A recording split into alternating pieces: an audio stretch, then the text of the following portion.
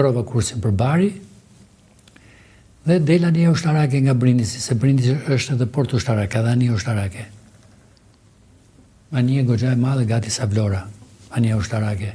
Dhe më qëndronte në Majt Bashit, i themi ne, më qëndronte, komunikoj me komandantin e anijes ushtarake, i thash kapiteni jam me avari, dhe ja spjegova që avari e kisha, nuk bëj do të asnjë lloj manovre, për të kthyer nuk kthehem dot mrapsht, se më thonë të kthehem mrapsht kam urdhër, nuk të lejoj të futesh në porto. Dhe krahasoj me rastin e Brindisit të Katrit Radës, që një aksident të merremen po Katri Radës, fatkeqësi janë edhe për një, jo për mbi 80 sa humbën jetën.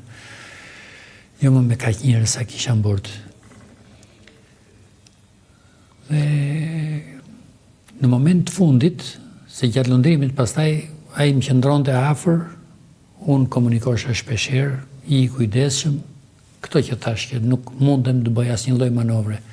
Dhe një përplasje kuptohet në fund, shkojnë të dyja. Ata ju kërcënonin për shembull, thoshin do ju qullojmë, po duan kërcënim jo.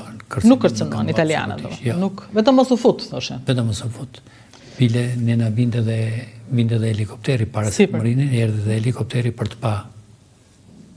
Bile nuk e di. Fotot si duket nuk i keni, dhe unë se kam atë foto. Që duket dhe helikopteri si për jush? Helikopteri, po nuk e merr me mend sa poshtë afër fluturonte. Domethënë, e kisha jo më shumë se 20 metra larg nga